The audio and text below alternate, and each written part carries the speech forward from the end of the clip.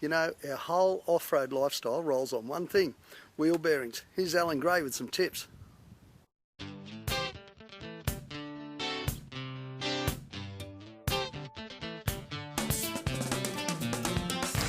We're going to do some wheel bearings in this.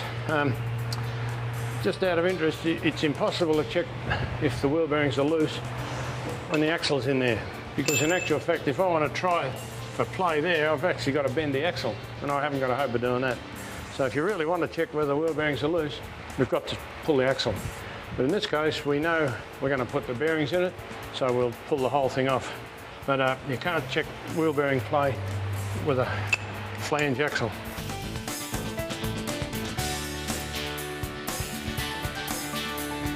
You can screw screws in here if you get stuck, but generally speaking they'll break off. We'll just try hitting them with a punch first and see what happens. Yeah, look for any excess wear on the inside and outside of the axle. If the spline's worn badly there and there, then the diff housing could be bent. But these look pretty good, and generally speaking there's not much trouble with those. And you haven't got a rubbish tin we can put that into, that's the normal thing. Oh no, just so the oil goes up into it. If the studs shear off, it's because the wheel bearings are loose, because in actual fact the axle and the studs are holding the wheel tight. When the bearing should be holding it tight, and the axle. So these are called a fully floating axle, but they're not really fully floating. If the wheel bearings come loose, the axle can take some strain. A pure fully floating, no matter what happens to the wheel bearings, the axle can't take any strain. Slightly made different. But these are 7/8 floating, as long as the wheel bearings are tight. Now those wheel bearings are loose, and that's why they shear off. So if they do ever shear off, certainly check wheel bearings first. We're going to knock that seal out, but we'll knock the bearing out and it'll just push the seal out. Won't damage it at all. We're putting new seals in anyway.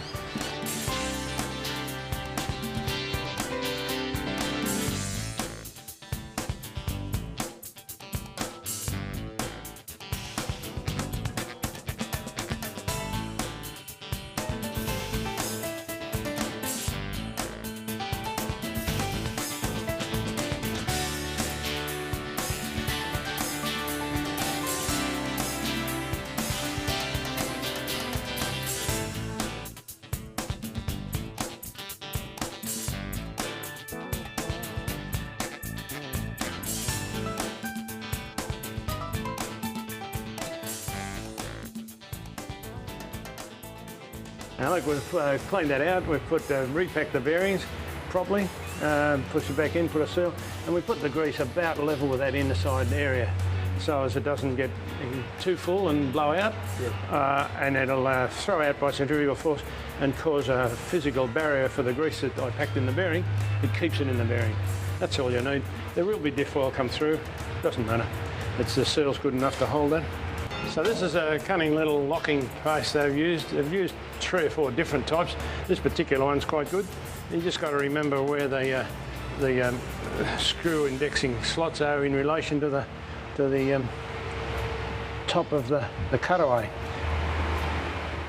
Yeah, so when it goes in there, it'll index with that because of the taper on it, drop back, and it'll be in place. Now this was damaged a little bit on the outside. Sometimes if the bearings are real loose, the axle will bell it out a bit, but I've dressed it down with a file and hopefully we'll be able to get it started nicely. Yeah, what we do is fairly tight, and I'll put the wheel on in a minute and we'll give it the Alan Gray treatment.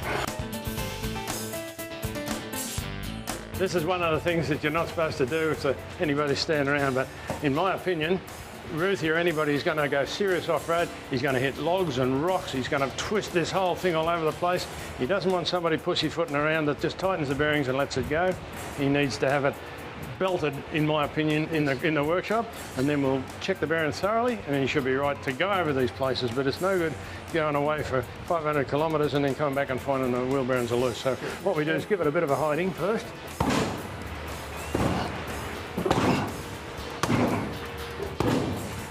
Some people don't like that.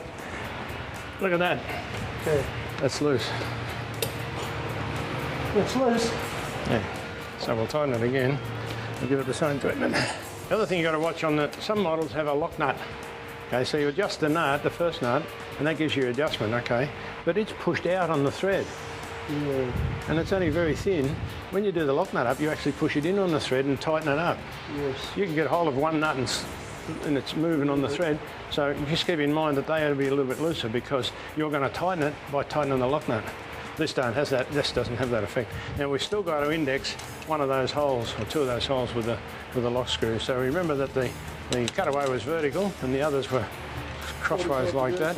Yeah, so we might be lucky and get it in, but we need that little, that's very small, smaller than that screwdriver if we could. Okay.